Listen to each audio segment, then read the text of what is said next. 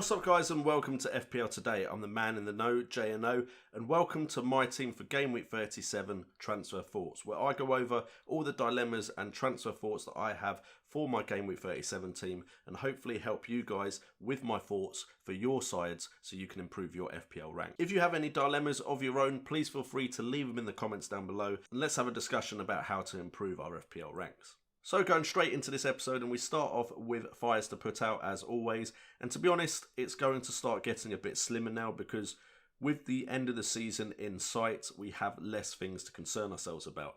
We only have 2 more game weeks to really make moves in, and with that being the case there's no point in me pointing out every single issue and trying to fix all of them because we can only really fix the issues that are of major concern right now. And the major concerns I have right now are Firmino's injury. It came out of nowhere on Friday, it really caught me off guard. And I stuck with him just in case the rumours were false. Also in case it was just a one-off. Very, very disappointing that he missed the game against Huddersfield. But now the question is, do I replace him? And if I do, who do I replace him with? And then we have the question of Salah or Aguero. Now, if Firmino is out, I do feel like I should be trying to get Salah into my side.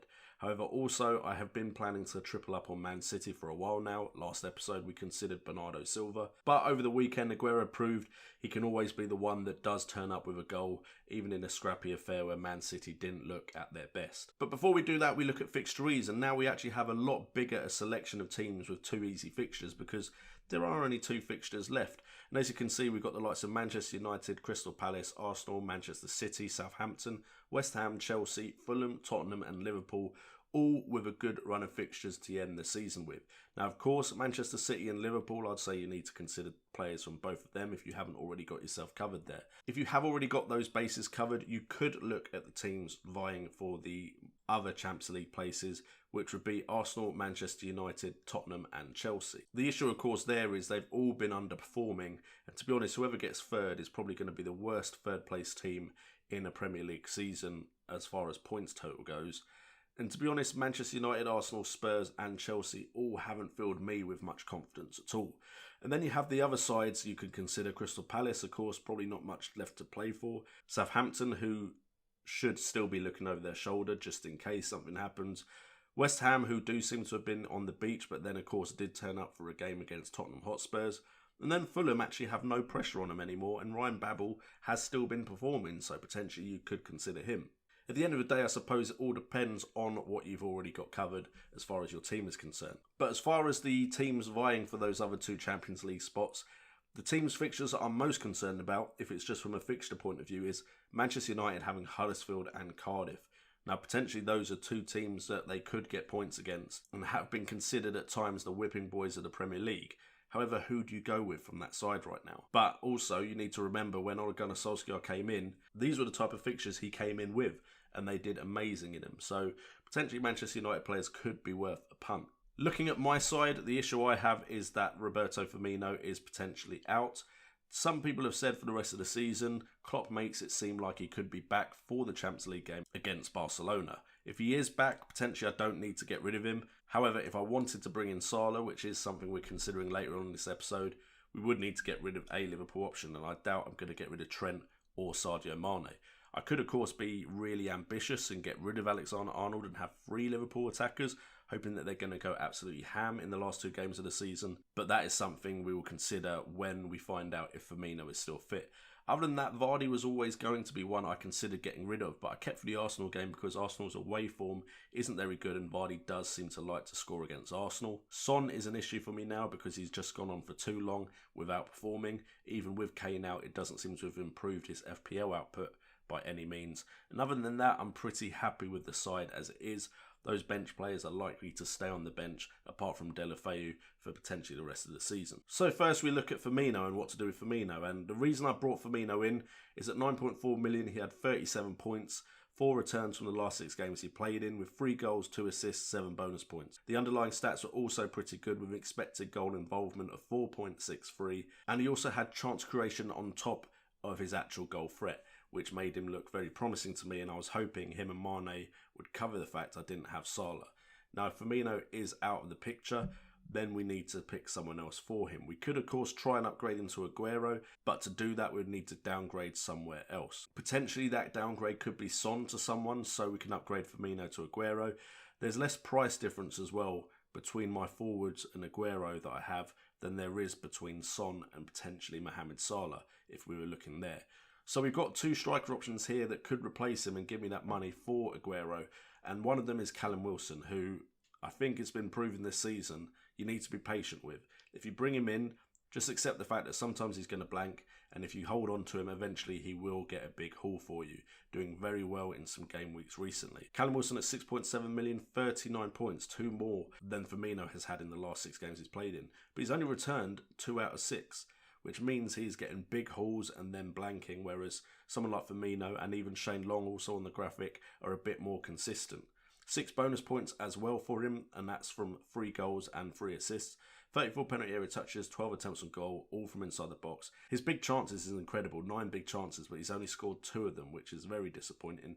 And his chance creation pales in comparison to Firmino, but he's also created 2 big chances, which is the same, and has an expected goal involvement of 4.35.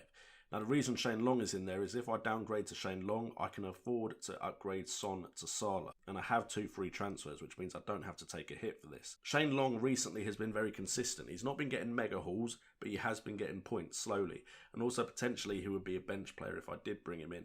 And you're looking at 4.6 million for a player that's got 26 points and it's 4 returns from 6. 4 goals in total with 2 bonus points. As far as underlying stats, they're not as good as Wilson's or Firmino's, but still 19 penalty area touches with 10 attempts on goal, all from inside the box, 5 shots on target. But if you look at his big chances, he's only had 1 less big chance than Callum Wilson, and he's actually put away 4 of those 8 big chances. And then he's also got 3 chances created with 1 big chance created.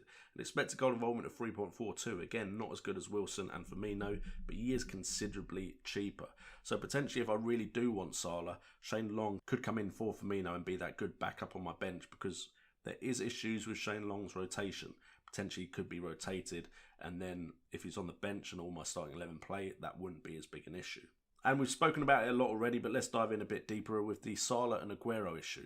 Now, the issue I have is right now Salah seems the informed player. Once he got over the fact that he's hit his 50th goal for Liverpool, he seems to have been freed of that kind of pressure that potentially was on him.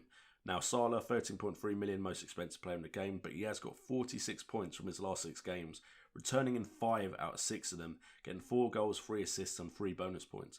58 penalty area touches, 29 attempts on goal, 20 from inside the box, 14 on target, 4 big chances, scoring 2 of them with 10 chances created and 2 big chances created.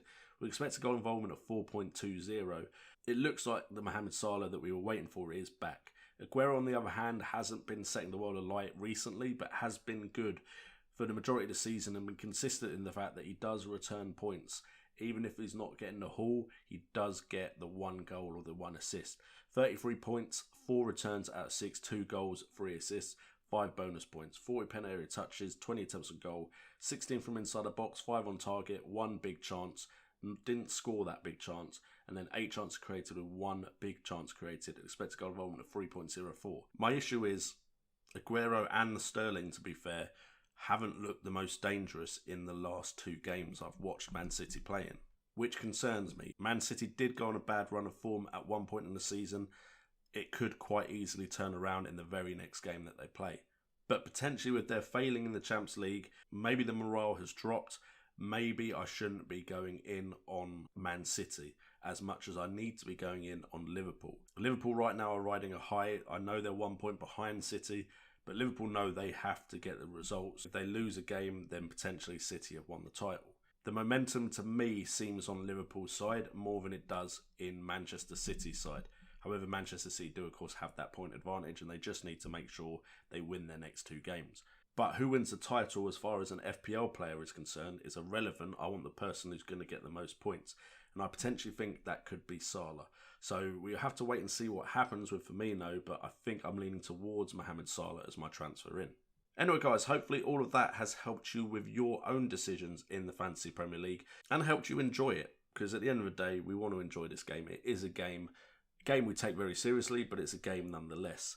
So thank you guys so much for joining me in this episode. As always, if you have enjoyed the content, please consider hitting that like button, subscribe to the channel if you're new, and hit that notification bell. And also make sure to leave a comment in the comments down below if you want to have a discussion with me and the rest of the flock. Also, check out the various links in the description down below if you want to support the channel in any way. And with all that being said, I've been JNO, this has been FPL Today, and remember, it's all about the game.